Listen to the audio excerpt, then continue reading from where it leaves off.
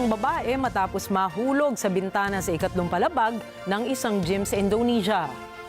Ito ay matapos aksidenteng napaatras ito mula sa treadmill. Mga detalye ng balita ay babahagi maya-maya.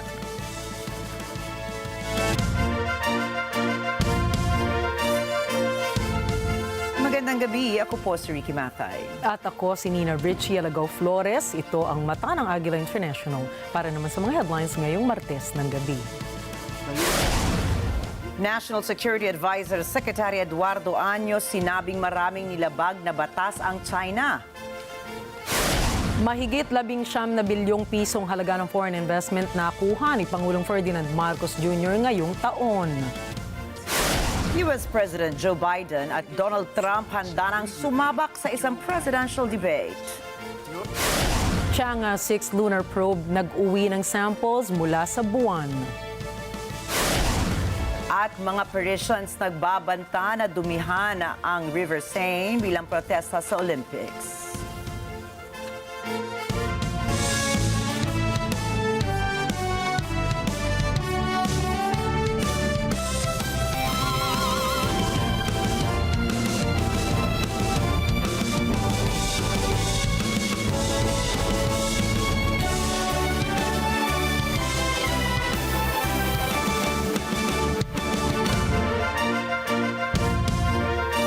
Sinabi ni National Security Advisor Secretary Eduardo Año na maraming nilabag ang China na international and domestic laws matapos ang naging girian sa Ayungin Shoal noong June 17.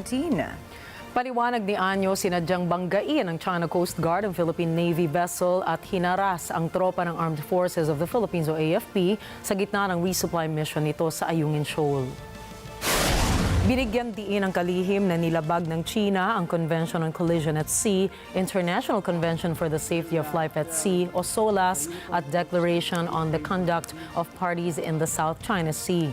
Ang 1972 International Regulations for Preventing Collisions at Sea ay itinakda para sundin ng mga barko o ng mga vessels para mapigilan ang banggaan.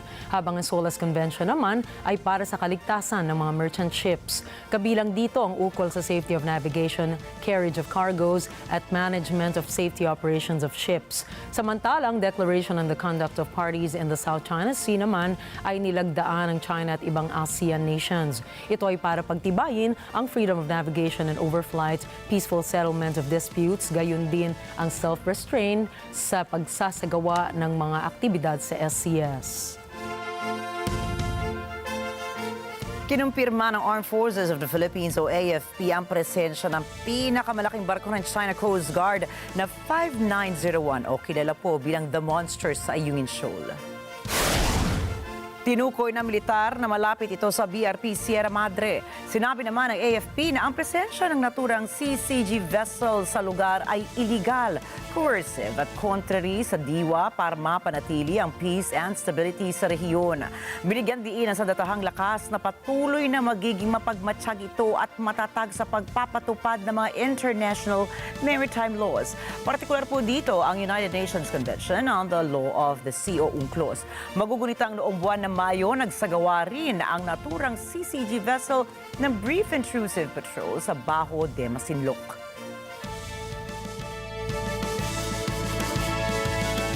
Planong ipakita ng Philippine Air Force o PAF ang kanilang kakayahan sa territorial defense sa kanilang ika-77th anniversary. Sinabi ni PAF spokesperson Colonel Maria Consuelo Castillo na ang military exercise ay magpapakita ng kakayahan ng hukbo sa isang pagbawi ng teritoryo mula sa mga posibleng kalaban. Kasama rito ang kakayahan nilang tukuyin at neutralisahin ang mga eroplano ng mga mananakop. Magkakaroon din ng airstrike missions, intelligence reconnaissance at surveillance gamit ang unmanned aerial vehicles. Ipakikita pa ng PAF ang kakayahan ng bagong ground-based air defense system na nagbibigay kakayahan sa Air Force na protektahan ang airspace ng bansa mula sa mga kalabang eroplano. Ang military exercise ay gaganapin sa Basa Air Base Florida Blanca, Pampanga sa July 1 bilang pagdiriwang ng ika-77 anibersaryo ng Philippine Air Force. Ayon naman po sa report mula sa US, pang-17 ang Pilipinas sa mga bansang pangunahing bumibili ng mga armas mula sa Amerika. Isa ang Pilipinas sa mga bansang umaangkat ng aircraft at defense equipment mula sa Estados Unidos. Batay sa datos ng US Department of Commerce, Industry and Analysis Aerospace Office, $282 million ang napunta sa civil aircraft. Sa ibang banda, ang natitirang 66.2 million naman ay ibinili ng iba pang gamit pang depensa. Umabot na sa kabuang $348 million o mahigit 20 bilyong piso ang halaga ng mga kagamitan. Kabilang ang mga bansang Australia, Canada, Mexico, New Zealand at iba pang mga bansa sa Asia na patuloy na tumatangkilik sa mga kagamitan mula sa nasabing bansa. Binigyan din naman ng Department of National Defense o DND ang kahalagahan ng air power dahil sa pagsasanib ng dalawang bansa kaugnay sa pagprotekta ng mga teritoryo.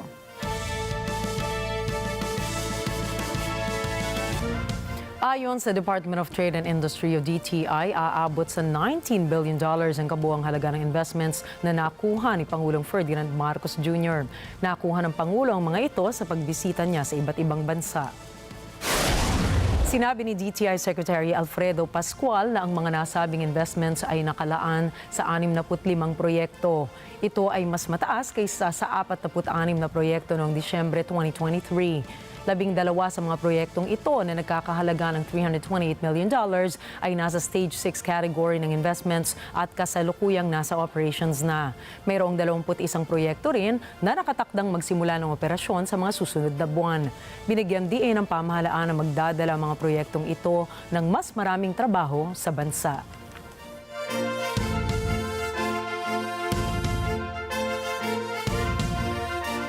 Iniulat ng Department of the Interior and Local Government o DILG na umabot sa 13.7 billion pesos na halaga ang nasabat ng mga illegal na droga sa ilang operasyon ng kapulisan. Aabot din sa 28,804 individuals ang naaresto sa UNIR. Philippine National Police sa pagsugpo sa illegal na droga ay ang Police Regional Office 4A, PNP Drug Enforcement Group at Police Regional Office 7. Hindi magagamit ang internet voting ng overseas Filipino workers o OFW sa 17 bansa para sa 2025 midterm elections. Matatanda ang hinikayat ng Commission on Elections o COMELEC ang mga OFW na makiisa sa internet voting para bumoto kahit sila'y nasa ibang bansa. Pero ayon sa COMELEC, mayroong mga bansa na tutol at mahigpit sa kanilang internet connectivity. Kabilang dito ang mga bansang Israel, China, Syria, Russia at iba pa. Sa kabila nito, ang mga OFW na kwalipikadong bumoto sa darating na halalan ay pwede pa ring magsagawa o maisagawa ang karapatang bumoto sa pamamagitan ng absentee voting.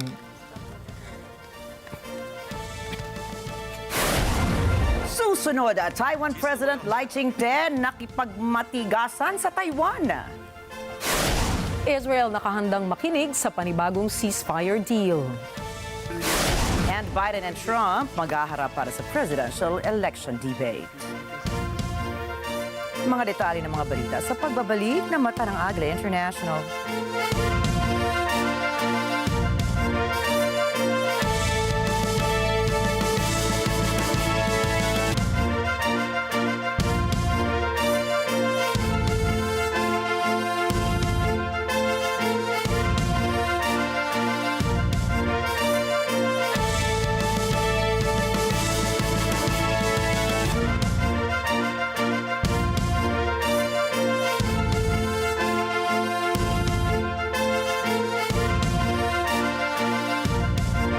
This portion?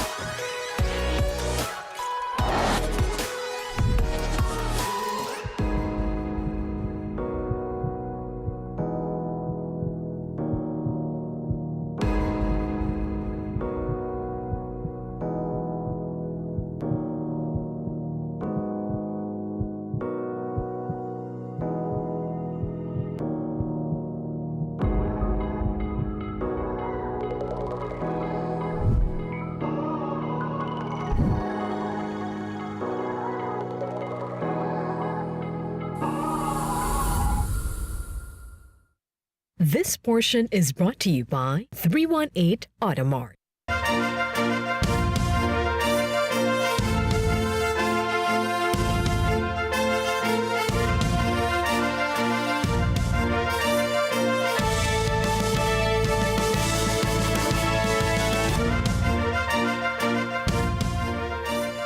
Iginiit ni Taiwan President Chang'e na walang karapatan ang China na parusahan ang kanilang mamamayan dahil sa kanilang pananaw o advokasya matapos balaan ng China mga suporta para sa kasarinlan ng isla na mahaharap sa parusang kamatayan. 其实我要强调，民主不是犯罪，专制才是罪恶。中国没有任何权利可以制裁台湾人民，只因为台湾人民的主张。中国更没有跨越追溯台湾人民的权利。 Matatandaan na noong Biyernes nang inilabas ng China ang bagong judicial guidelines kung saan isinama ang death penalty sa mga seryosong kaso sangkot ang diehard supporters ng independence ng Taiwan. Subalit sinabi ni President Lai na walang karapatan ng China na i-pursue ang cross-border prosecution sa mamamayan ng Taiwan. Binigyan diin din ito na hindi ang demokrasya ang pinagmulan ng krimen kundi ang autokrasya. Nagbabala rin si Lai na maaaring lalo pang lumala ang relasyon sa pagitan ng dalawang panig kapag hindi kikilalanin ng China ang existence ng Taiwan at hindi magsasagawa ng palitan at dialogo sa gobyerno ng Taiwan na lehitimo at nahalal sa demokratikong paraan. Kaugnay nito, nagpahiwatig naman si Lai na bukas ito na ipagpatuloy ang pakikipagdialogo sa China at nananawagan sa dalawang panig na magkaroon ng exchanges. Una rito ay ginigiit ng China na ang demokratikong isla ay parte ng kanilang teritoryo at hindi mangingiming gumamit ng puwersa para maibalik ang isla sa ilalim ng kontrol nito. 我也要呼吁中国，要正视中华民国的存在。 和台湾民选合法的政府交流对话，这个才是增进两岸人民福祉的正确之道。如果不这样做，台湾跟中国的关系只会越来越疏。 Sinibak sa pwesto si National Testing Agency o NTA Chief Subodh Kumar Singh. Ito ay matapos ang mga akusasyong may irregularidad sa nangyaring National Eligibility Cum-Entrance Test o NEET. Ang NEET po ay isa sa mga pinakamahihirap na pagsusulit sa bansang India. Milyon-milyong mga estudyante ang kumukuha ng NEET upang makapag-aral ng medisina sa India, subalit maliit na porsyento lamang na examinees ang pumapasa rito. Para sa taong 2024 ay mahigit 2.4 million examinees ang kumuha ng NEET para sa 110,000 seats sa kursong medisina. Subalit, nang lumabas ang resulta ng exams itong June 4, ay libo-libo po ang pumasa. Mahigit 67 estudyante ang nag-top 1 at 8 sa mga ito ay galing sa isang center sa Haryana State. Ayon pa sa investigasyon ng NTA, ang ilang scores ng ibang mga exam passers ay hindi rin tugma sa recomputation. Dahil dito, nagkaroon ng aligasyon na may leakage ang exam paper ng NEET. Kinansela rin ng gobyerno ang isang qualifying exam para sa postgraduate degree holders ng medicine. Ito ay matapos wabas sa isang dark web ang question paper ng kanilang entrance exams. At dahil sa mga nangyayaring anomalya, naglunsad ng isang nationwide protest sa mga estudyante at iba't ibang opposition parties sa India. Sila ay nananawagan kay Prime Minister Narendra Modi na solusyonan ang mga anomalya sa sistema ng edukasyon sa India. Muling nagpalipad ng mga trash balloons ang North Korea sa South Korea. Agad nag-deploy ang South Korea ng military explosives units, chemical at biological warfare teams upang inspeksyonin ang mahigit 350 lobo na galing sa North Korea. Subalit nang buksan ng otoridad ang mga lobo ay naglalaman ng mga ito ng basura, parasites, mga sulat na may Hello Kitty characters, mga sirang damit at lupa na may halong dumi ng tao. Nag-issue agad ang Joint Chiefs of Staff ng South Korea ng push notification upang payuhan ang kanilang mga mamamayan na layuan o mag-ingat sa mga trash balloons na galing North Korea. Hinimok din ng mga otoridad ang publiko na kung may makikita silang pakalat-kalat na trash balloons ay isumbong nila ito sa pulisya o militar. Pinag-iisipan na ngayon ang Seoul ang pag-deploy ng high-power loudspeakers sa border upang i-broadcast ng malakas ang ukol sa kalayaang tinatamo ng mga nakatira sa South Korea.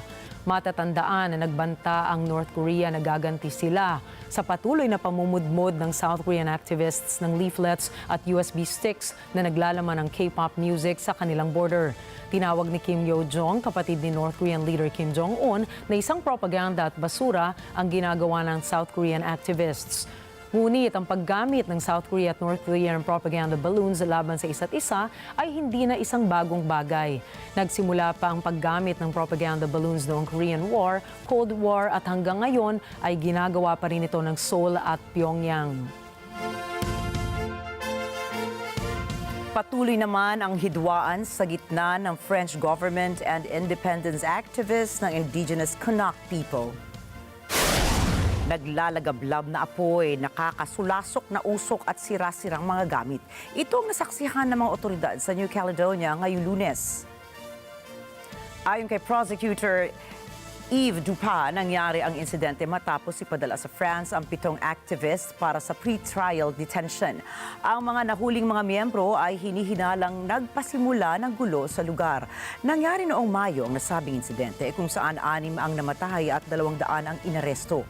Bilang solusyon, nagpadala ng 3,000 sundalo ang France upang mapigilan ang hidwaan. Nagsimula ang riot sa New Caledonia dahil sa pagbabago sa sistema ng kanilang pagboto. Ayon sa indigenous people, kinatatakutan nila na ito ang maging sanhi ng tuluyang pagkawala ng kanilang kalayaan mula sa France. 9 na ang namatay at bilyong halaga na ang tinatayang danyo sa patuloy na kaguluhan na nangyayari sa lugar.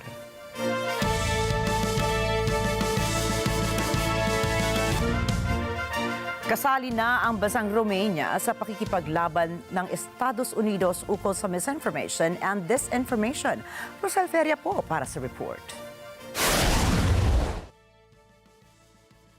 Sa isang seremonya, nangako si State Secretary Antony Blinken at Romanian Foreign Minister Luminița Odobescu na kapwa lalabanan ang pagpapakalat ng mali at hindi totoong impormasyon. Ang Romania ngayon ay ika-19 na bansang lumagda sa kasunduang ito sa pagitan ng US. And we're about to sign an agreement of cooperation on misinformation and disinformation. Romania will be the 19th country to sign this framework. There is great power in this collaboration because this is something that we all are challenged with.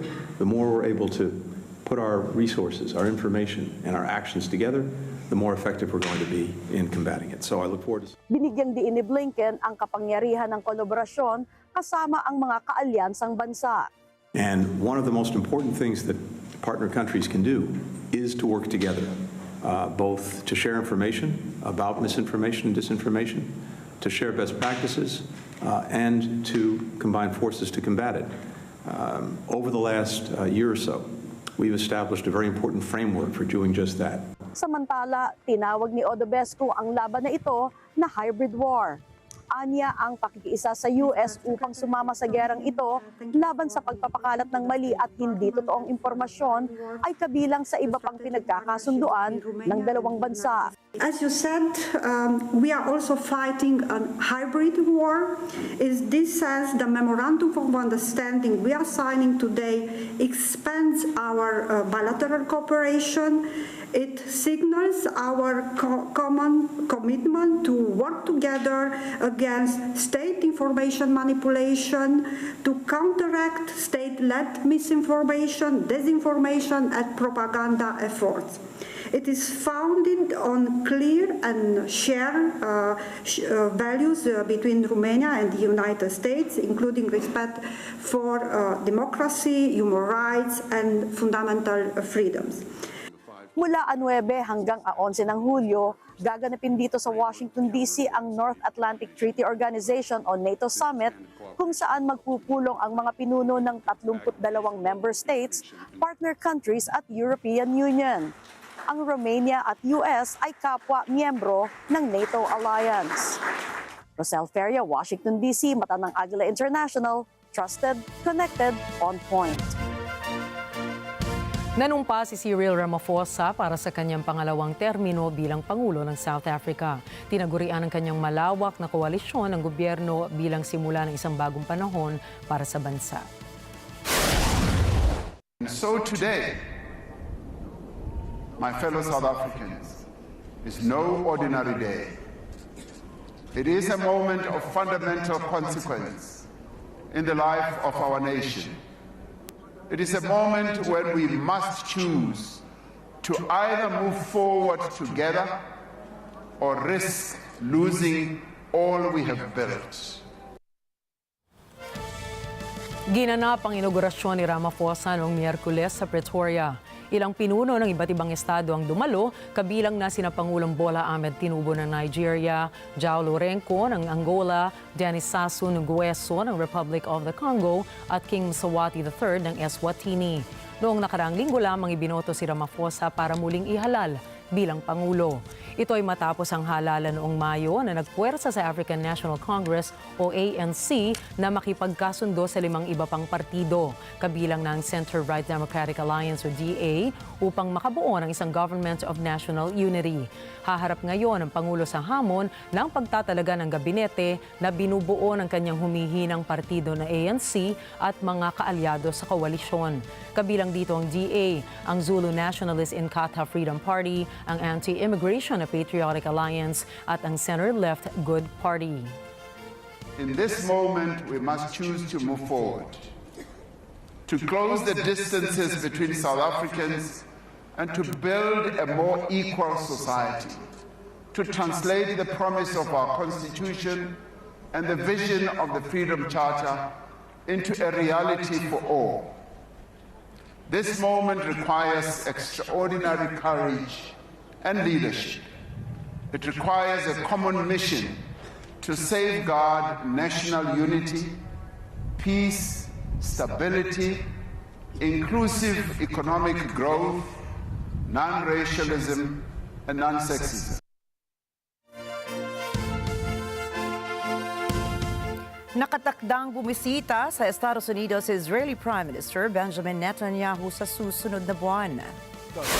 Ito ang unang pagkakataong bibisita si Netanyahu sa USA mula nang ilunsad ang atake sa Gaza. Inaasahang magtatalumpati ang Israeli Prime Minister sa US Congress. Una rito ay nanawagan si Netanyahu sa Amerika na kung maaari ay bilisan nila ang pagbibigay ng mga armas. Nasa US na rin si Israeli Defense Minister Yoav Gallant para makapulong si US Secretary of Defense Lloyd Austin at US Secretary of State Antony Blinken. Sinabi nito na handa sila sa anumang panibagong hakbang na gagawin nila laban sa Gaza, Lebanon at ilang mga lugar. Nagpahayag naman ng interes ang Israel sa panibagong ceasefire deal proposal ng US. לא נסיים את המלחמה עד שנשיב את כל החטופים. 120 חטופים, ואני חוזר ואומר, חללים וחיים כאחד. אנחנו מחויבים להצעה הישראלית שהנשיא ביידן בירך עליה. עמדתנו לא השתנתה. Ito ang ipinarating ng mga opisyal ng Israel sa mga mediators ng bansa na Qatar at Egypt.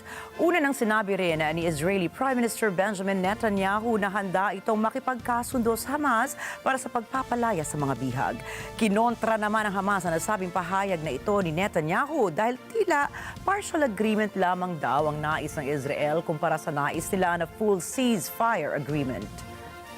והדבר השני, שלא סותר את הדבר הראשון, לא נסיים את המלחמה עד שנחסל את החמאס ועד שנושיב את תושבי הדרום והצפון בבטחה לבתיהם. עד שנשיב... Ipinahayag ni Prime Minister Benjamin Netanyahu ng Israel na bukas siya sa isang partial deal na magbabalik ng ilang bihag na hawak pa rin sa Gaza. Gayunpaman, binigyan diin niya na hindi siya papayag sa anumang kasunduan na magtatapos ng digmaan ng Israel sa Gaza. Patuloy na nagrarally ang mga libu-libong Israeli laban kay Netanyahu at sa kanyang gobyerno. Sila ay nananawagan ng maagang eleksyon at isang kasunduan para maibalik ang mga bihag ng Hamas. Noong nakaraang buwan, inanunsyo ni President Joe Biden ng Amerika ang isang proposal para sa isang temporary ceasefire sa pagitan ng Israel at Hamas. Israel has offered a comprehensive new proposal. It's a roadmap to an enduring ceasefire and the release of all hostages. This proposal has been transmitted by Qatar to Hamas. Today, I want to lay out its terms for the American citizens and for the world. Sa proposal na ito, magkakaroon ng 6 na linggong pagtigil sa labanan, pati na rin ang pagpapalaya ng ilang bihag ng Israeli sa Gaza at mga Palestinians na hawak naman ng Israel. Inaasahan ni Biden ang pagpapalitan na ito ang magbibigay daan sa mga negosasyon para sa isang permanenteng ceasefire. Iginiit ng US na ang Israel ang nagsulong ng proposal, ngunit nangako pa rin ang mga opisyal ng Israel na ipagpapatuloy nila ang labanan hanggang sa ganap na magapi ang Hamas. לחץ שמופנה מבית ומחוץ כלפי ממשלת ישראל, שנלחמת בכל כוחה להחזיר את החטופים, רק מקשיח את עמדותיו של סנוואר שדורש מישראל תנאי כניעה שמסכנים את קיומה. ולכן אנחנו לא יכולים להסכים להם. אני מבקש להעביר, אני לא מוכן להיכנע ולהתקפל. אני לא מוכן לסיים את המלחמה לפני השלמת כל יעדיה. גיבורינו לא נפלו לשווא. Sa kanyang pagdalaw sa Washington, nangako si Israeli Defense Minister Yoav Gallant na gagawin ito ang lahat upang mabawi ang natitira pang hostages sa Gaza. Iminungkahi rin ito na ang kooperasyon sa Estados Unidos matapos ang iringan kamakailan sa relasyon ng dalawang nasabing bansa. Narito pang report ni Chantel Santos. Nakipagkita si Israeli Defense Minister Yoav Gallant kay CIA Chief Bill Burns na siyang kanatawan ng US sa negosasyon ukol sa pagpapalaya sa hostages ng Hamas. Nakipagkita rin si Gallant kay US State Secretary Antony Blinken. Tumagal ang kanilang pag-uusap ng 2 oras. Ayon kay Gallant, pangunahing pangako ng Israel na ibalik ang lahat ng Hamas hostages sa kanilang mga pamilya. Anya, patuloy lahat ng hakbang upang maiuwi ang mga ito. Ani Gallant, ang alyansa sa pagitan ng Israel at US ay sadyang napakahalaga. Bukod anya sa pwersang militar ng Israel, ang kaugnayan nito sa US ang pinakamahalagang elemento ng kanilang kinabukasan pagdating sa seguridad. Kamakailan, pinigilan ni US President Joe Biden ang isang shipment ng armas papuntang Israel kabilang ang 2,000-pound bombs. Noong linggo, ipinahayag ni Prime Minister Benjamin Netanyahu na nagkaroon ng kapansin-pansing pagbagsak ng supply ng armas mula sa US sa loob ng 4 na buwan. Chantal Santos para sa Mata ng Agila International, trusted, connected, on point. Magtatagpo sina US President Joe Biden at Donald Trump sa Atlanta sa Huwebes para sa unang debate ng pagkapangulo para sa 2024. Nagsimula ang usapan tungkol sa debate ng hinamon ni Trump si Biden noong Abril. I just want to say that I've invited Biden to debate. He can do it anytime he wants, including tonight. I'm ready. Here we are. I invited him to the courthouse that he has us tied up in with his administration. This is all being done through Washington. It's all a well-coordinated attack on a political opponent. But I'm here. I'm ready, willing, and able. And if he wants, I'll do it on Monday night, Tuesday. Donald Trump lost 2 debates to me in 2020. And since then, he hadn't shown up for debate. Now he's acting like he wants to debate me again. Well, make my day, pal. I'll even do it twice. So let's pick the dates, Donald. Paglipas ng 1 buwan, sinagot ng kasalukuyang Pangulo si Trump at tahasang tinanggap ang hamon na ito. Inaasahan na magiging isang mahalagang kaganapan ito para kina Biden at Trump na kapwa nakatanggap ng kritisismo dahil sa kanilang edad. Magkakaroon rin sila ng alitan dahil sa magkasalungat nilang pananaw sa imigrasyon, digmaan sa Gaza at iba pa. Malaki ang pagbabago sa paraan ng debate mula sa huli nilang debate noong 2020. Pareho namang tinanggap ng mga kandidato ang mga bagong patakaran at format para sa debate na ito. Isa sa pagbabago ay ang kawalan ng studio audience at isa pa ang kailangang i-mute ang kanilang mga mikropono kapag nagsasalita ang isa pa. Ang unang debate ay magaganap sa June 27 habang ang ikalawang debate naman ay nakatakda sa September 10. Nagsumite ng motion for a new trial sa korte ang mga abogado ni US Presidential son Hunter Biden. Ayon sa legal team ni Hunter na nakahanap ng isang legal technicality, ay walang jurisdiction ng trial judge sa federal firearms charges ni Hunter. Anila, dapat ibasura ang naunang trial kay Hunter dahil nakabinbin pa o may pending rulings ang naturang kaso sa Third Circuit Court of Appeals. Bukod sa federal charge na unlawfully possessing a gun as a drug user, ay sinabi ng prosecution na nagsinungaling din si Hunter noong taong 2018 nang sabihin ito na hindi siya gumagamit ng ipinagbabawal na gamot upang makabili lamang ng baril. Kung sakaling matuloy ang kanyang conviction, ay mahaharap si Hunter Biden ng hanggang 25 taon na pagkakakulong. Ayon sa hepe ng United Nations Agency for Palestinian Refugees, ang pagbagsak ng kaayusang sibil sa Gaza ay dahilan ng nakawan at pagpupuslit ng kontrabando sa teritoryo. Si Ashley Sakmar para sa mga detalye. Ayon kay UNRWA Chief Philippe Lazzarini, hinaharangan ng mga pagnanakaw at pagpupuslit ng kontrabando ang aid deliveries sa Gaza. The breakdown of civil order has resulted in rampant looting and smuggling that impede the delivery of desperately needed humanitarian aid. Gazans are clinging to life, displaced repeatedly across a ravaged territory. Ang teritoryong ito ng Palestine ay humaharap ngayon sa malasakunang antas ng taggutom. Anya itong nakaraang 9 na buwan na saksihan ang ngayon pa lamang uring paghulas ng sangkatauhan. Kapwa nakaranas ng malaking kawalan at pagdurusa ang Israelis at Palestinians dahil sa labanan sa pagitan ng Israel at Hamas. We are convening at a time of seismic changes in the occupied Palestinian territory and the broader region. In the last 9 months, we have witnessed unprecedented failures of humanity in a territory marked by decades of violence. Palestinians and Israelis have experienced terrible losses and suffered immensely. Dagdag pa ni Lazzarini, ang mga taga-Gaza ay binabangungot at hindi magising. Anya, namamatay ang mga bata dahil sa malnutrisyon at pagkauhaw habang nakaabang ang pagkain at malinis na tubig sa mga truck. Gaza has been decimated. For more than 2 million Gazans, it is a living hell, a nightmare from which they cannot wake. Catastrophic levels of hunger across the Gaza Strip are the result of human action. Children are dying of malnutrition and dehydration, while food and clean water wait in trucks. Binanggit din ni Lazzarini ang mararahas na protesta sa labas ng kanilang tanggapan kung saan binabantaan ang seguridad ng naglilingkod na humanitarian workers. Babalaan niya kung hindi bubuti ang sitwasyon, guguho ang ahensya at magdurusa ang milyon-milyong mga tao. Increasingly violent protests outside our premises in East Jerusalem recently culminated in arson attacks. These are grotesque, irresponsible and dangerous actions.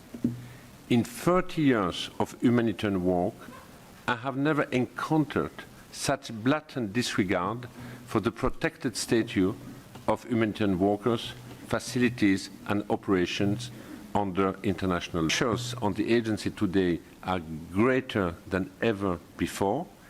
If the status quo is maintained, the agency will crumble and millions of vulnerable children, women and men will pay a heavy price. Ashley Sakmar para sa Mata ng Agila International. Trusted, connected, on point. Kasalukuyang nasa ospital matapos magtamo ng minor injuries and concussion dahil sa kabayo si Princess Anne ng UK na kapatid po ni King Charles III. Alamin nga natin ang mga detalye mula kay Yolanda Aspiras. Ayon sa Buckingham Palace, naganap ang insidente sa country home ni Anne sa Gatcombe Park sa Southwest England noong Linggo ng gabi. Ito ang pinakabagong issue sa kalusugan na pinagdadaanan ng British royal family ngayong taon matapos ang pagkadiagnose sa cancer ni na Charles at Catherine, Princess of Wales. Ayon pa sa pahayag, nasa Southmead Hospital, Bristol pa rin ang prinsesa bilang pag-iingat. Inaasahang magiging ganap at mabilis ang paggaling ni Anne. Ang 73 anyos na royal ay isang masigasig na horsewoman at lumaban sa 1976 Montreal Olympics. Ang asawa ni Anne na si Tim Lawrence ay nasa Gatcombe Park nang mangyari ang insidente. Ayon sa palasyo, siya ngayon ay kasama na ng prinsesa sa ospital. Kasama rin sa lugar nang maganap ang insidente ang kanyang mga anak na si Zara Tyndall at Peter Phillips. Yolanda Aspiras para sa Mata ng Agila International. Trusted, connected, on point. Matapos ang mahabang panahon ng pagharap sa iba't ibang kaso ay makakalaya na ngayon ang founder ng WikiLeaks na si Julian Assange. Nakaalis na ng United Kingdom si Julian. Ito ay matapos nilang magkasundo ng mga otoridad sa US para sa kanyang mga kaso. Kinasuhan siya matapos itong makipagsabwatan sa pagpapakalat ng impormasyon na may kinalaman sa national defense. Dagdag pa rito ang paglabas ng impormasyon sa giyera ng bansang Iraq at Afghanistan kung saan maraming buhay ang nasawi. Bukod rito ay humarap rin siya sa hiwalay na kaso ng pang-aabuso at panggagahasa sa Sweden na kanya namang pinabulaanan. Throughout the years of Julian's imprisonment and persecution, an incredible movement has been formed. A movement of people from all walks of life, from around the world, who support not just Julian and not just us and our family, but what Julian stands for, truth and justice. We still need your help. What starts now with Julian's freedom is a new chapter. Ayon sa WikiLeaks ay nakalabas na nitong Lunes mula sa kulungan ng Belmarsh, England si Julian matapos ang 1,900 days ng pagkakakulong. Kasunod ng kanyang paglaya ay pinadala siya sa paliparan ng UK para bumalik sa bansang Australia. Susunod, lalaki sa Canada inaresto matapos mangbiktima ng menor de edad. Dalawang AI companies kinasuhan ng copyright infringement. At Tamayo Perry ng Pirates of the Caribbean pumanaw na. Yan at iba pang mga detalye ng mga balita sa pagbabalik ng Mata ng Agila International.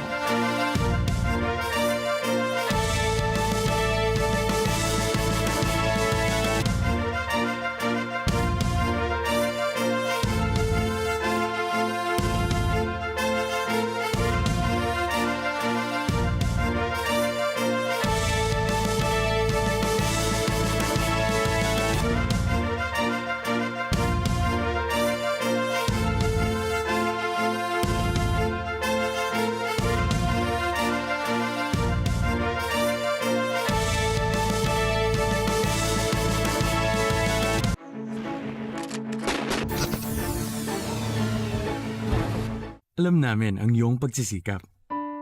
Dama namin ang iyong mga sakripisyo. Kita namin ang pagharap mo sa bawat pagsubok. Kaya sa kabila ng mga hamon ng buhay, nandito kami para umalalay. Kasi katulad mo, gusto rin namin ang magandang bukas para sa kanya. Hatid namin ang dekalidad na edukasyon at makabagong pasilidad sa abot kayang halaga. Kaya huwag ka na mangamba. Sasamahan ka namin tuparin ang mga pangarap niya.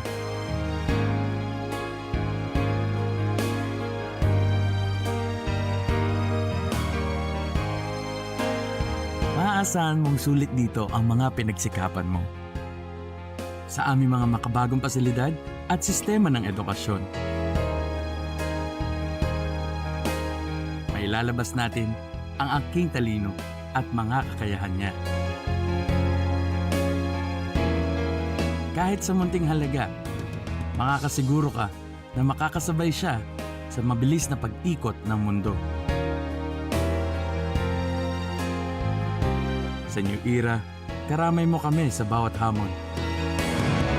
Kaagapay mo kami sa bawat hakbang. Kasama mo kami sa bawat ngiti at tagumpay.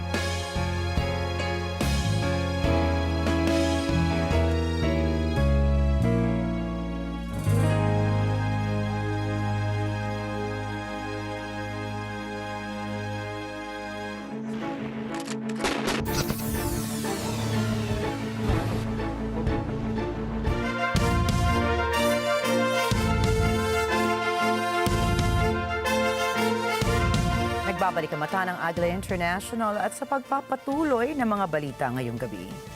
Patay ang 22 katao sa South Korea matapos masunog at sumabog ang isang lithium battery factory doon. Ayon sa Fire Department ng Hwaseong ay nasa higit sa 100 katao ang magtatrabaho sa pabrika nang makarinig ng sunod-sunod na pagsabog mula sa ikalawang palapag. Tinukoy ng mga otoridad na tinatayang nasa 35,000 na baterya ang nasa loob ng pabrika nang mangyari ang insidente. Bukod sa 22 namatay ay may 8 katao naman ang nasugatan na ngayon ay nagpapagaling sa mga pagamutan. Dagdag pa nila ay karamihan sa mga biktima ay mga dayuhan kung saan 18 sa mga ito ay Chinese habang ang isa naman ay mula sa bansang Laos. Samantala, pahirapan naman ang naging pag-apula ng mga bumbero sa sunog na inabot ng higit sa 6 na oras. Iniimbestigahan na rin ngayon ang dahilan sa likod ng pagsabog ng pabrika pati na rin ang ilang katawang nagtamo ng matinding pagkasunog. Patay ang nasa 15 tao habang 78 naman ang sugatan matapos kumalat ng wildfire sa Turkiye. Ayon sa Health Minister na si Fahrettin Koca, daan-daang mga hayop ang namatay sa probinsya ng Diyarbakir at Mardin. Ani ay umabot sa 40 degrees Celsius ang init ng temperatura sa bansa nitong nakalipas na linggo. Iniimbestigahan na ng mga otoridad ang dahilan kung paano at saan nagsimula ang sunog.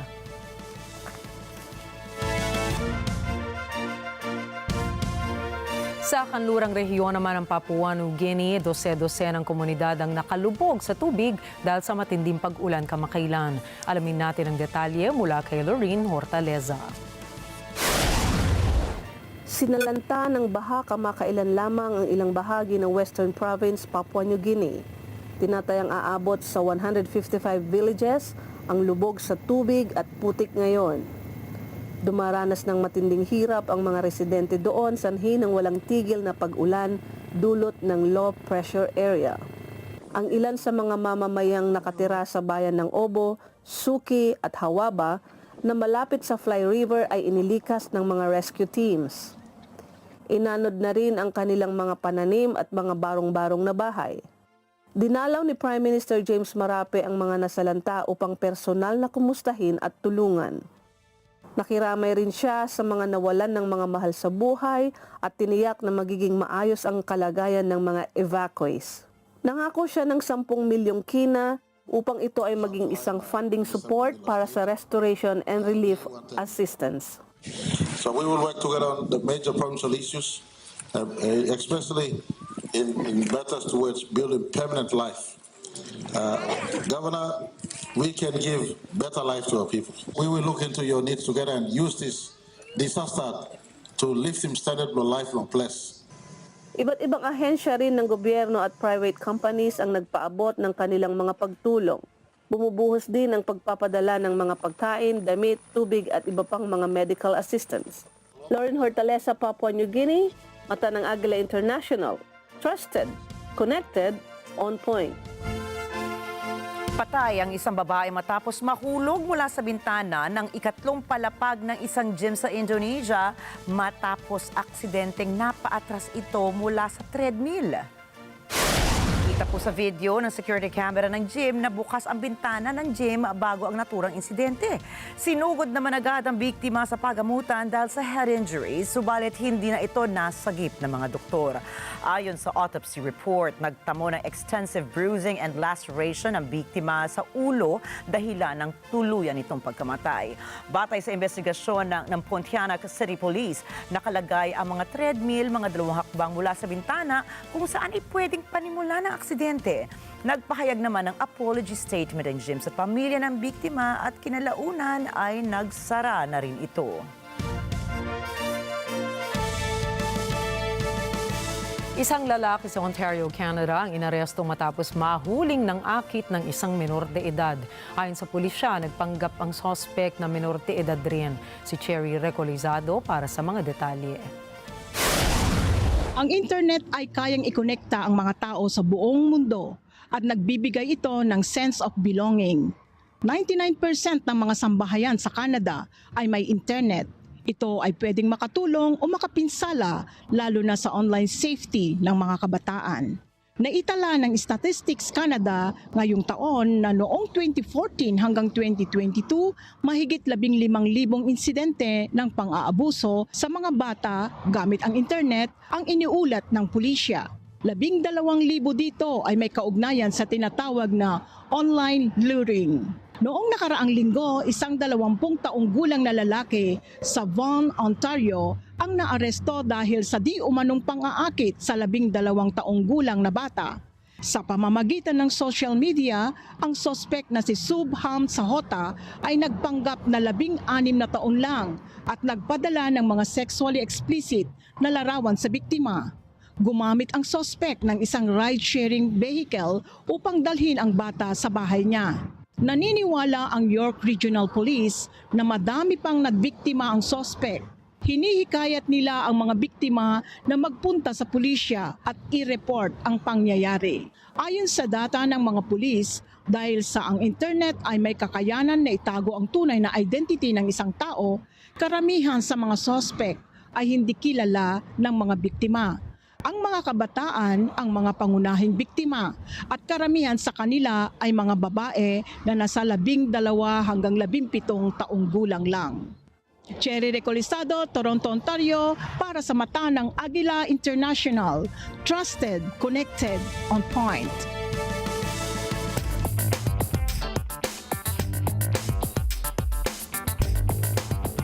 Ipinagbabawal na po ng US Commerce Department ang pagbebenta o updating ng Kaspersky antivirus software sa Estados Unidos.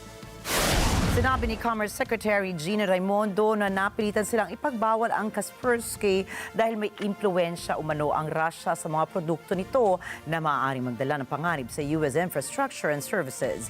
Anya, may kapasidad ang Russia na kolektahin at i-weaponize ang mga personal information ng mga Amerikano. Nangako naman ang kumpanya ng Kaspersky na lahat ay gagawa nila ng paraan at upang isantabi ang anunsyo ng US Commerce Department.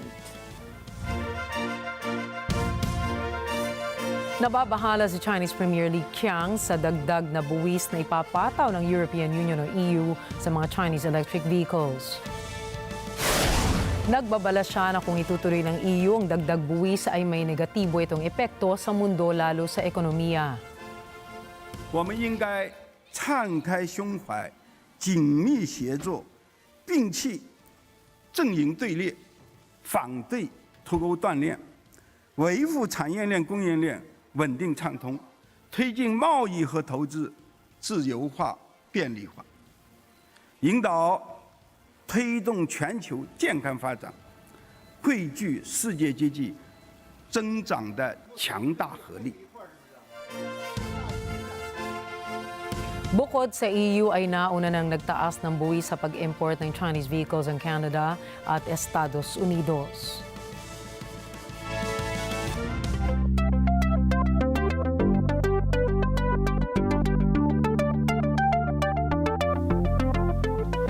Kinasuhan ng Sony Music, Universal Music Group and Warner Records ang kumpanyang Suno at Udio dahil sa mass copyright infringement. Batay sa federal lawsuit na inihain laban sa dalawang AI companies, kinopya nila ang recordings ng 3 music labels nang walang pahintulot, kung saan kinamitan ito para turuan ang mga AI systems nila para lumikha ng sariling music. Nakasaad din sa reklamo na ang Suno at Udio users ay kayang mag-recreate ng ilang music elements ng mga kantang My Girl ng The Temptations at I Got You, I Feel Good ni James Brown. Kaya rin umano mag-generate ng vocals na kahawig ng boses ni Michael Jackson, Bruce Springsteen at ng ABBA ang naturang AI. Ayon naman sa korte, humihingi ang 3 labels ng $150,000 kada kanta bilang statutory damages, kung saan sinasabing kinopya ng Suno ang nasa 662 songs at 1,670 songs naman sa Udio. Nakabalik na sa Earth ang lunar probe ng China na Chang'e 6 matapos mag-touchdown ito sa Inner Mongolia Desert ngayong Martes. Ayon sa China National Space Administration o CNSA, isang matagumpay na misyon ito para makuha ang inaasam na samples sa unexplored side ng Moon. Tinatayang nasa 2 kilo ng buhangin at bato ang pinaniniwala ang naiuwi ng Chang'e 6 probe. Pinati naman ni Chinese President Xi Jinping ang space agency para sa isa na namang landmark achievement na nakamit ng Beijing. Plano kasi ng China na magpadala ng mga taikonauts sa buwan sa taong 2030.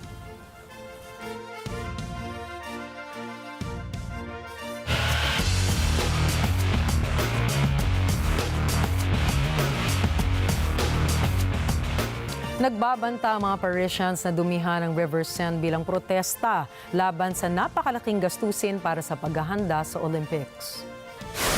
Lumakas ang kilusang ito matapos sabihin ni Mayor Anne Hidalgo ng Paris na siya'y lulusong sa ilog upang patunayan ang kalinisan nito.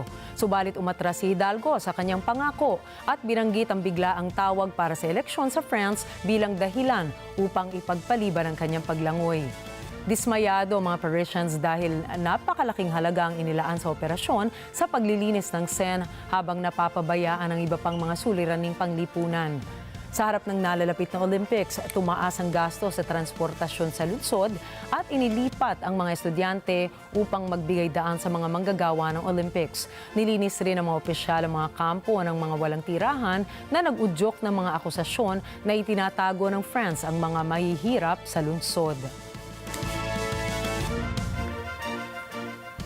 Puspusan ang naging paghahanda ng Gilas Pilipinas para sa FIBA Olympic Qualifying Tournament. Ito ay matapos silang dominahin ang Taiwan Mustangs sa kanilang tune-up game nitong Lunes sa PhilSports Arena sa Pasig City.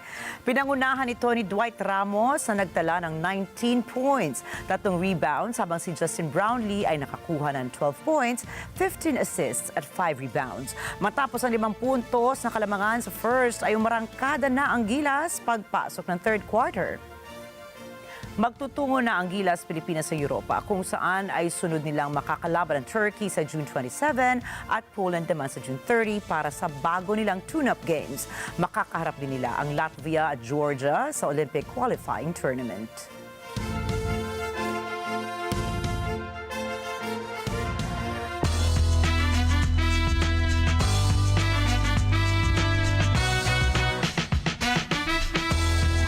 Sumakabilang buhay na ngayon ang isa sa mga aktor ng Pirates of the Caribbean na si Tamayo Perry matapos siyang atakihin ng pating sa Hawaii. Kinumpirma ang nakakalungkot na balita ng Honolulu's Emergency Services sa isang press conference nitong linggo. Ayon sa kanilang ulat ay inatake ang 49 na taong gulang na aktor habang ito ay nagsisurf sa Malaya Kahana Beach dakong 1:00 ng hapon. Agad namang nagpatawag ng tulong para sagipin siya, ngunit patay na ito nang madala sa Pampang. Samantala, nakilala si Perry bilang isa sa mga tulisang pirata sa pelikulang Pirates of the Caribbean on Stranger Tides noong 2011. Nakasama niya rito sina Penelope Cruz at si Johnny Depp na gumanap bilang si Captain Jack Sparrow.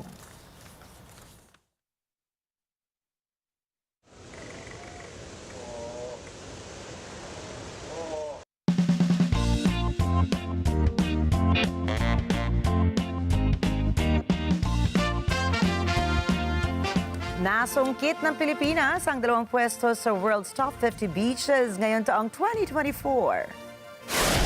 Nasa ika-4 na pwesto ang Entalula Beach ng El Nido, Palawan. Kilala po ang beach na ito dahil sa kanyang limestone cliffs, mga puting buhangin at crystal clear na tubig. Ayon sa worlds50beaches.com ay tago o nasa liblib ang lokasyon ng Entalula Beach kung kaya't hindi ito madalas na pupuntahan ng mga turista. Kaya naman, perfect ang spot na ito sa mga taong gusto mag-relax. Kasama rin ng Entalula Beach sa top 5 ang US Virgin Islands, Cala Marilu sa Italia, Meads Bay sa Agila at Vutumi Beach sa Greece. Samantala, nakuha naman ng Bonbon Beach ng Romblon Island ang ika-45 pwesto sa World's Top 50 Beaches. Tinawag ng nasabing wasit na isang laid-back undeveloped paradise ang Bonbon Beach dahil sa natural na sandbar na umaabot sa Bangug Island. Kulay puti rin ang buhangin dito at malinaw din naman ang tubig. Ang voters ng World's 50 Best Beaches ay mga travel professionals, travel journalists, experts, and beach ambassadors. Nako, nakakatuwa po talaga isipin na hindi lamang mga Pilipino ang humahanga sa mga likas na yaman ng ating bansa. Dahil maging ang mga turista ay labis na minamahal ang ating mga likas yaman. Nag-anunsyo ng bagong work visa ngayon ang bansang Germany para sa mga dayuhang trabahador.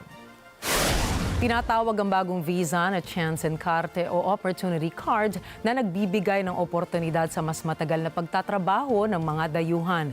Inaasahang magbubukas ang aplikasyon sa June 1 kung saan ay makikita ang bagong point system para sa mga aplikante. Naglalaman ng system ng ilang criteria gaya ng academic qualifications, language skills at working experience. Samantala, ang mga aplikante na makakapasa ay maaari nang tumira sa Germany ng higit sa 1 taon habang naghahanap ng trabaho. Papayagan rin sila na magkaroon ng part-time job kung sakaling wala pa silang mahanap na permanenteng trabaho. Mabalik tayo sa mga top beaches na yan. Talaga namang kapag mapagmalaki ang mga beaches ng Pilipinas, ang ganda ng sunset. O diba? Yung mga ganun baga. Baga talaga. At syempre, bukod dyan, pinaka-I think, nai-inlove. Napakaraming turista. Ang dami nga dito, diba? Dito na sila talaga nagre-retire. Dahil talaga sa hospitality ng mga Filipino. And of course, the food, diba? Ay, yung pagkain. Kaya talagang medyo mananabaka kapag kayo ay nag-beach dito. Kaya nga, diba, pag bago mag-summer, nire-ready na ng karamihan sa atin, ng ating beach buddies, summer buddies. Kasi nga naman, siguradong masarap ang kain din pag ikaw ay nagbakasyon sa beach. Yun nga, alam mo, nung binanggit mo yan, parang na-excite ako dun sa idea ng pag-beach. Kasi nga, napag-usapan na kapag mapagmalaki ang mga beaches ng Pilipinas. Pero, nung sumegway ka dun sa pagkain, ako po parang ayoko na yatang lumangoy. Nako, di bali, mag-midnight snack na tayo ulit, Nina. Doon talaga ang punta sa kauli-ulihan. Nako, so ito-turn over na namin kayo sa iba pang mga balita kay Miss Alma. Subalit tandaan, narito po kami para maghatid ng balita sa amang dako na mundo. Muli ako po si Ricky Matay. At ako naman, si Nina Richie Alagaw Flores. Ito ang Mata ng Agila International. Para sa mga balitang nangyari sa iba't ibang panig ng mundo, punta naman tayo kay Alma Angeles para sa Net 25 World News. Take it away, Alma.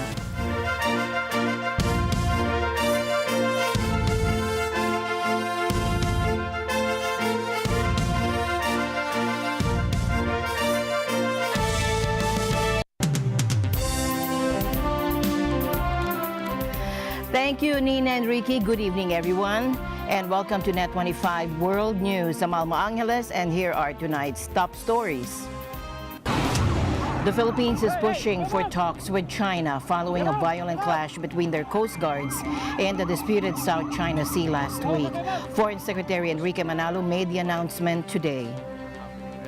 WikiLeaks founder Julian Assange's wife claims a breakthrough in his legal battle. She announced that Assange could be a free man soon, pending a judge's approval of a plea deal with U.S. authorities. Disappointing news from the International Space Station. A planned spacewalk was called off due to a critical issue, a water leak discovered in an astronaut's spacesuit. Violence has erupted again in the French overseas territory of New Caledonia after a period of calm. Protesters took to the streets of the capital, Numa, on Sunday night. Astronomers might have stumbled upon a groundbreaking discovery. They believe they may be witnessing the very rare awakening of a supermassive black hole.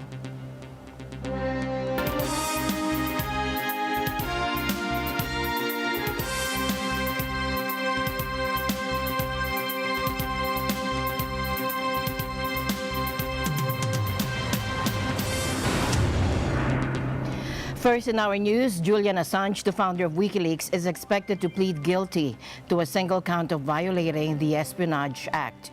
Now, these charges are related to the release of hundreds of thousands of classified documents in 2010. Court records revealed that Assange is anticipated to plead guilty but will not serve any time in a U.S. jail or elsewhere. Instead, the 62 months he spent in a British prison will be considered as time served for his crime.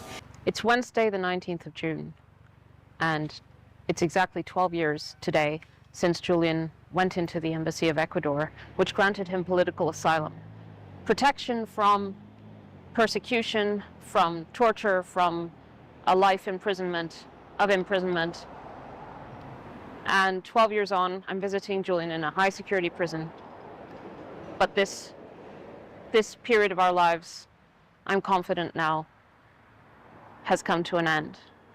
And I think that by this time next week, Julian will be free.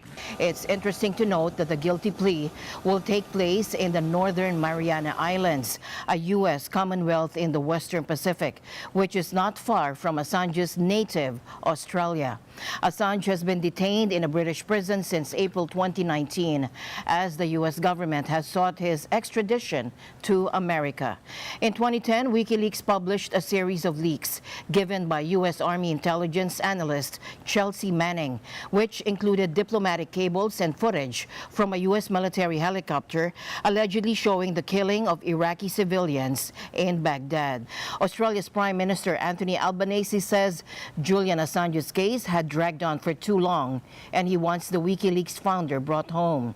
I've been very clear as both the Labor leader in opposition, but also as Prime Minister, that regardless of the views that people have about Mr. Assange's activities, the case has dragged on for too long.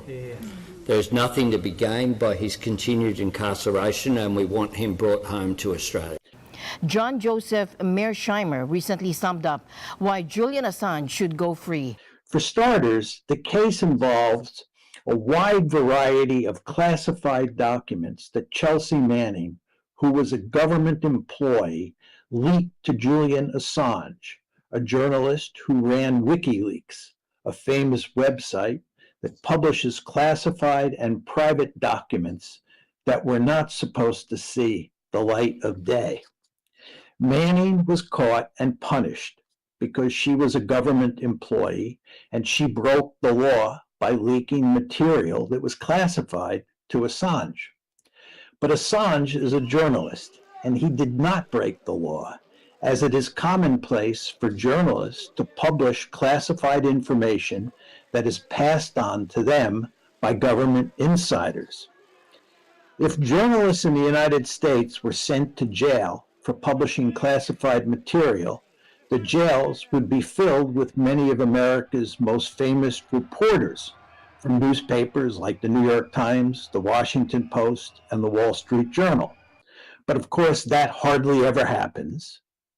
Simply put, newspapers publish classified material and hardly anybody ever goes to jail. Publishing state secrets is no small matter, but as Mr. Mearsheimer points out, it's also an old game with a rich legal history. The most famous case that illustrates this phenomenon involves the famous Pentagon Papers, which were a multi-volume study of the American decision to enter the war in Vietnam in the 1964-65 period, and then escalate it in subsequent years. Daniel Ellsberg, who was an insider and had access to classified material, leaked the papers in 1971 to the New York Times, which subsequently published them. The story in those documents was starkly at odds with what the Johnson administration had been telling the American people about U.S. policy in Vietnam. By most accounts at the time, and certainly since then, both Ellsberg and the New York Times performed an important public service. They exposed a bankrupt policy that underpinned a war that the U.S. could not win. Ellsberg did not go to jail, despite leaking classified information, although it did appear at the time that he might be sent to jail. Certainly, nobody at the New York Times went to jail because, again, journalists don't go to jail for publishing classified information in the United States. It is very important to remember that in the case of Julian Assange, he is not the equivalent of Ellsberg because he was not an insider who leaked the information. It's clear that this case has taken an instant freedom from exile and prison for the first time in years, no longer evading U.S. authorities. A missile strike in Crimea has ignited fresh tensions between Russia and the United States. Russia accusing Ukraine of launching a missile attack on the Crimean city of Sevastopol on Sunday. They claim the missile, a U.S.-supplied ATACMS loaded with cluster munitions, struck a civilian area known for its beaches and hotels.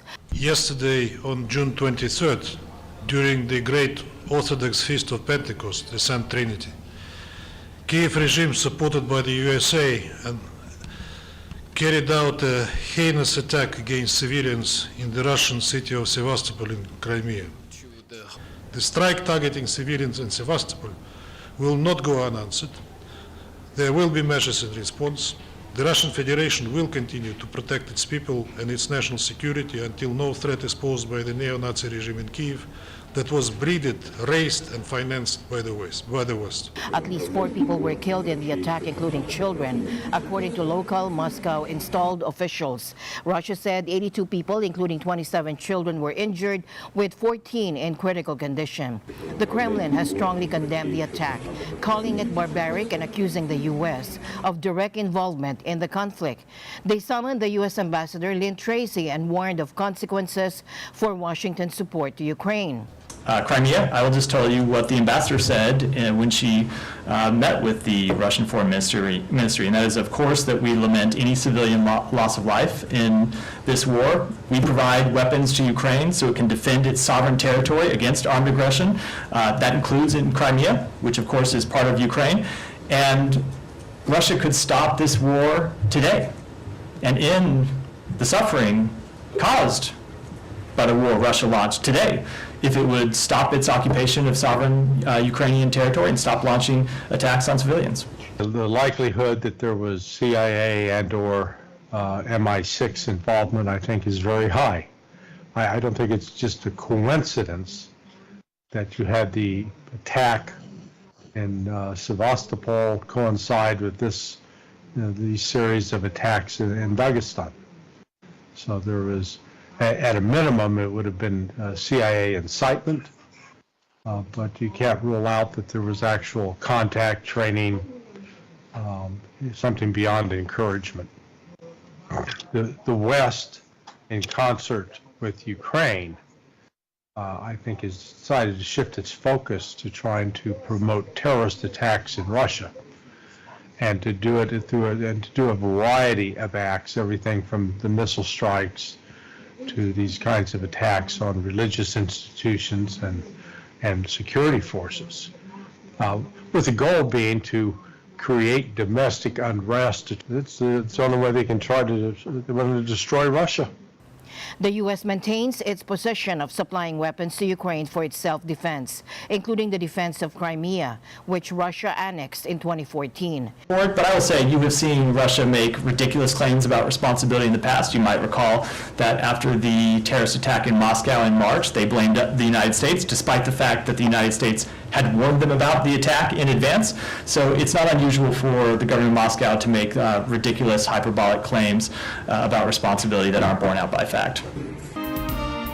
The Philippines is eyeing talks with China to discuss a violent clash last week between their sailors in the South China Sea, according to Foreign Secretary Enrique Manalo.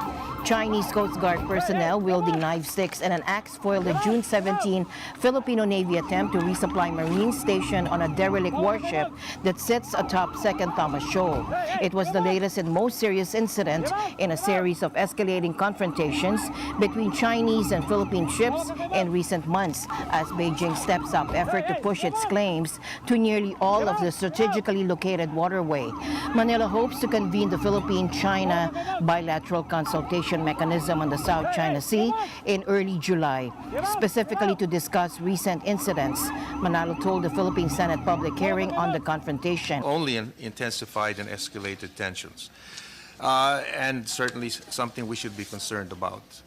While we have a policy still, as agreed by President Marcos and President Xi Jinping, that we agreed our government should seek to manage our maritime differences and not let incidents define our bilateral relations, it's clear that many of these recent incidents by China are inconsistent with this declared intention. Nevertheless, the Department of Foreign Affairs, in consultation with the National Maritime Council, which by the way met last Friday to look at the issue, we still believe in it's the primacy of dialogue and diplomacy should prevail even in the face of these serious incidents, though of course I admit it's also a challenge. Nevertheless, we will pursue the peaceful resolution of disputes in accordance with international law, specifically the UN Convention on the Law of the Sea and the 2016 Arbitral Award. And we have been working hard to bring back China to the table to talk with us to resolve differences on these issues. We have an existing mechanism with China. We call it the bilateral consultation mechanism on South China Sea. We had a working group meeting last week in preparation for what we hope will be a meeting between the bilateral of the BCM, or bilateral consultation mechanism.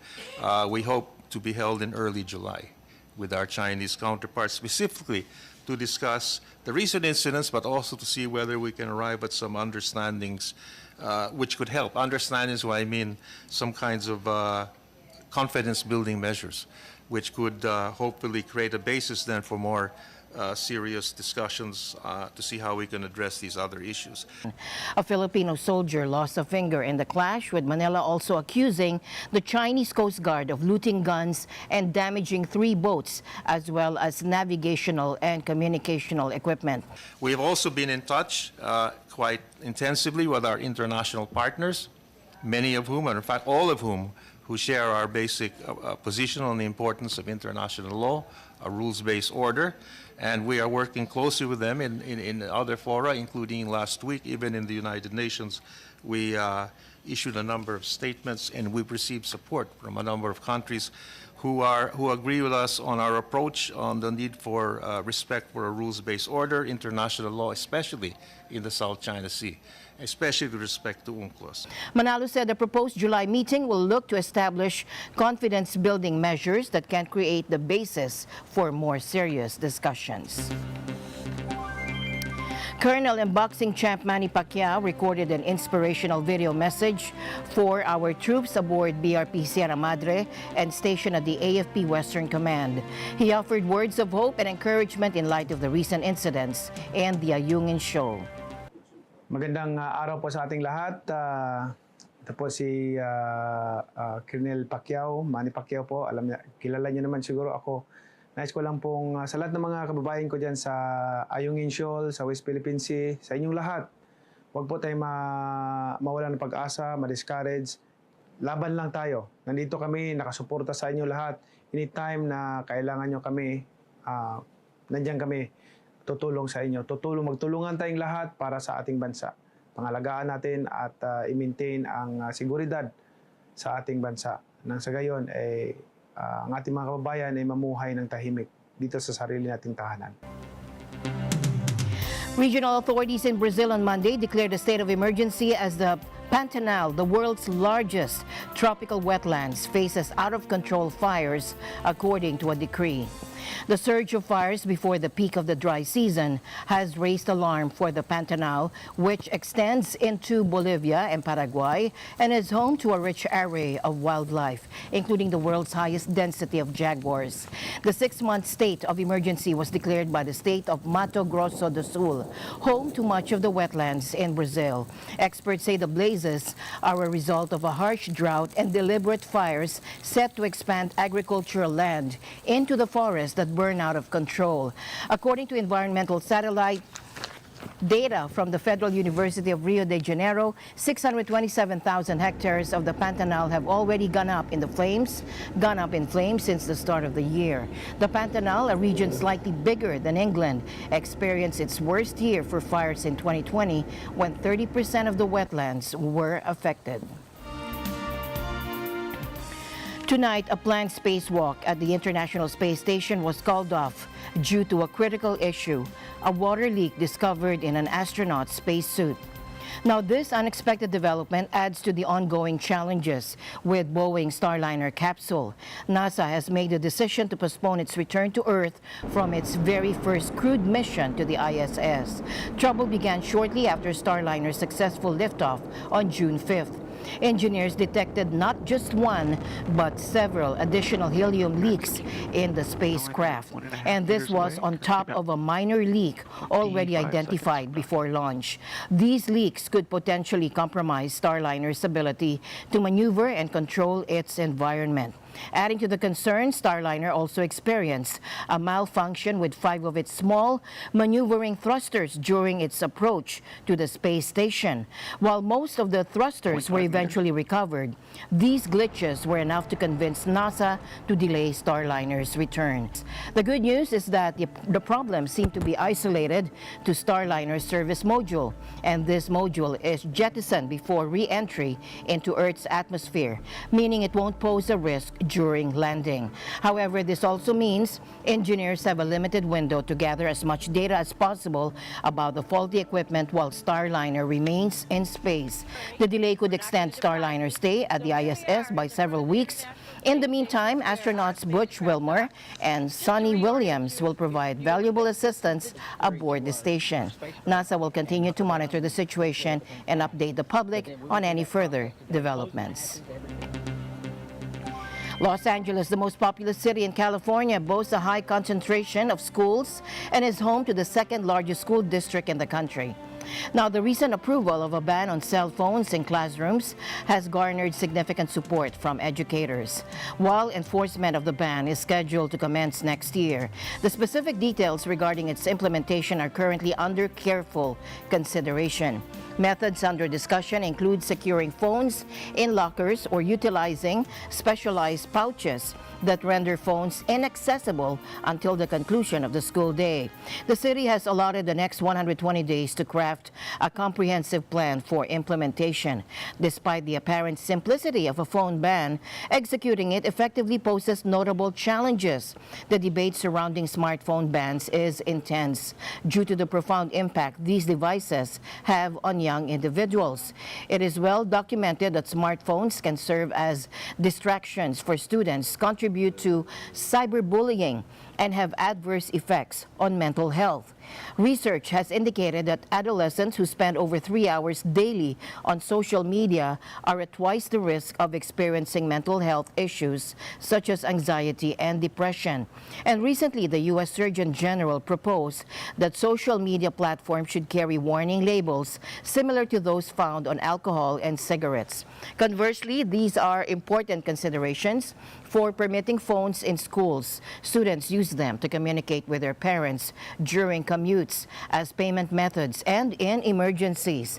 Banning phones could potentially sever access to these crucial resources. Furthermore, the efficacy of phone bans is still a topic of debate. Some studies demonstrate increased rates of cyberbullying in schools with phone bans, while others indicate a decrease. The widespread use of smartphones and social media among adolescents, a relatively recent phenomenon starting in the early 2010s, necessitates comprehensive research and deliberation to arrive at the best policies. Most U.S. schools already have some form of phone regulation, with around 76% prohibiting non-academic use. Several states, including Florida, Oklahoma, Vermont, and Kansas, have instituted legislation to limit phone use in schools, and New York and California are contemplating similar statewide measures. I think one of the primary challenges that all districts are facing today is the increase in mental health issues with our young people. According to data released by the Centers of Disease Control and Prevention, there was a 33% increase in the number of teens experiencing depression, a 23% rise in teen suicide attempts, a 31% surge in the number of teens who died by suicide in the 5 years between 2010 and 2015. Those are sobering numbers. In a paper published in the Clinical Psychological Science Review, a researcher found significant increases in depression, suicide attempts, and suicide from teens from every background from 2012 to 2015. During that time in 2012, the thing that was referenced was the smartphone ownership amongst that group of teens increased by 50%. The U.S. is not alone in this discourse. Countries spanning from Colombia to Bangladesh and Italy to France have also implemented smartphone bans in schools. UN Secretary General Antonio Guterres emphasized the importance of digital technology for creating a more just and peaceful future. Digital technology offers an incredible opportunity to create a more just, equal, sustainable and peaceful future for all. But breakthroughs must be oriented towards the good.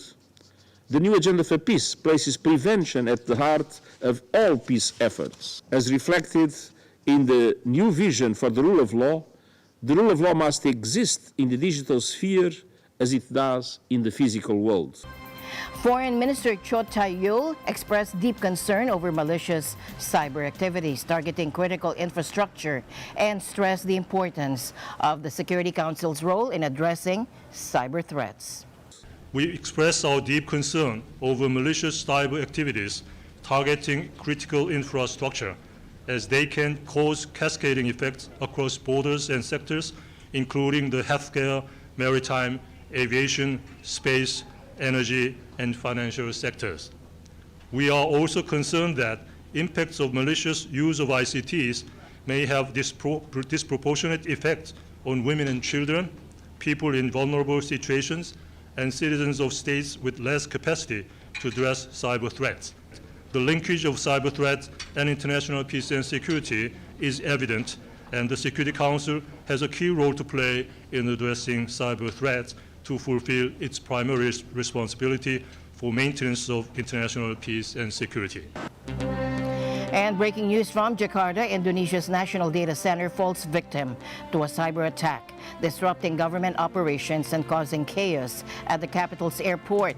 Last week, Soekarno-Hatta International Airport faced long queues as systems crashed. The culprit, Russian ransomware called Lockbit, leaving travelers stranded. Lockbit's dark web hacker demanded an $8 million ransom. Over 210 institutions, both national and local, felt the impact. Immigration services are slowly recovering.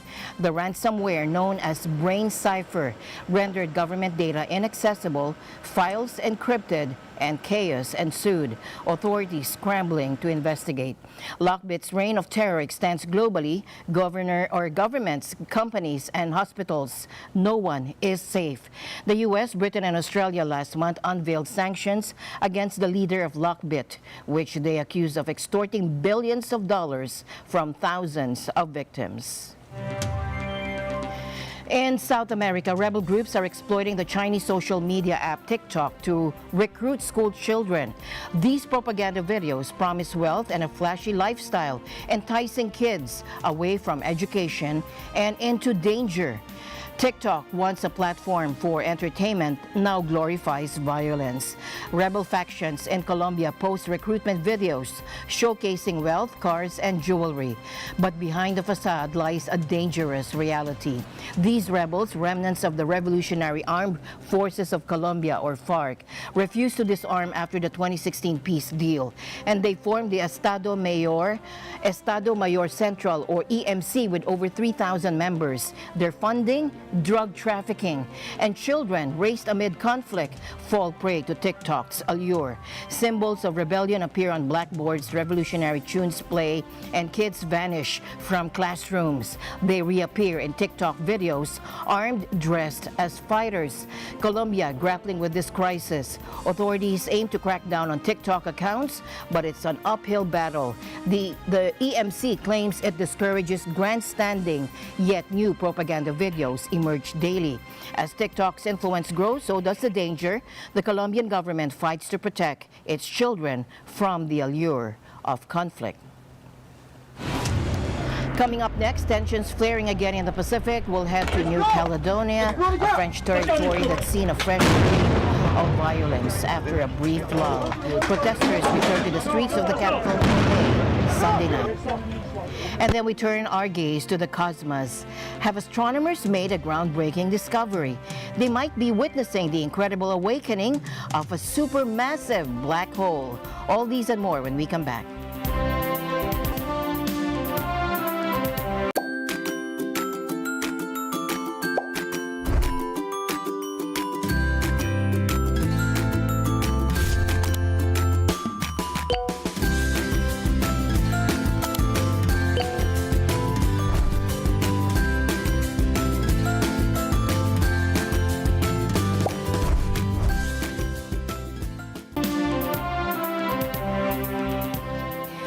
Now, turning our focus to the Pacific, particularly New Caledonia, a French overseas territory that has recently experienced a resurgence of violence after a brief period of calm.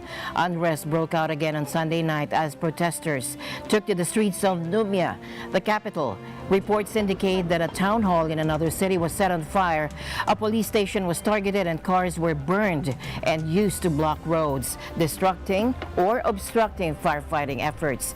The chaos highlights deep-rooted tensions in New Caledonia's complex history. New Caledonia has been under French control since 1853, and its significant Kanak population, which makes up about 40% of the territory, has long sought complete independence from France. This desire for independence has been reflected in several disputed referendums, including one held during the COVID-19 pandemic. Recently, proposed changes to voting regulations by France have sparked controversy and protests among the Kanak community. These proposed changes aim to expand voting rights to residents who have lived in the territory for at least 10 years, a move that Kanaks feared would dilute their electoral power. Protests ensued, leading to the temporary suspension of the reforms by French President Emmanuel Macron in an effort to calm the situation. The situation escalated last week with the arrest of several pro-independence activists, including Christian, a key figure in the Field Action Coordination Cell, or CCAP. His detention and transfer to mainland France, 17,000 kilometers away, have sparked widespread outrage and accusations of colonial tactics aimed at silencing Kanak voices. This deportation has been condemned as an attempt to suppress the Kanak push for self-determination, echoing past controversial government actions. This latest incident has rekindled public anger, leading to the recent wave of riots and highlighting the ongoing struggle in New Caledonia for political autonomy and social justice. And have astronomers stumbled upon a cosmic first? They may be witnessing the awe-inspiring sight of a supermassive black hole awakening from its slumber. In 2019, scientists noticed a dramatic change in a distant galaxy, 300 million light-years away. And this once unremarkable galaxy suddenly began to blaze with an intensity never seen before. Over the past few years, the galaxy has been emitting more and more visible and infrared light. Most strikingly, in February, it even started blasting out X-rays, a signature of an actively feeding black hole. Researchers believe this This surge in activity could signal the awakening of a supermassive black hole at the galaxy's core. If true, this would be the first time we've ever observed such an event. And that's all for tonight. Remember, the world keeps spinning, so stay informed and stay safe. We'll see you back again tomorrow, right here on Net 25 World News. Sa Angeles, good night.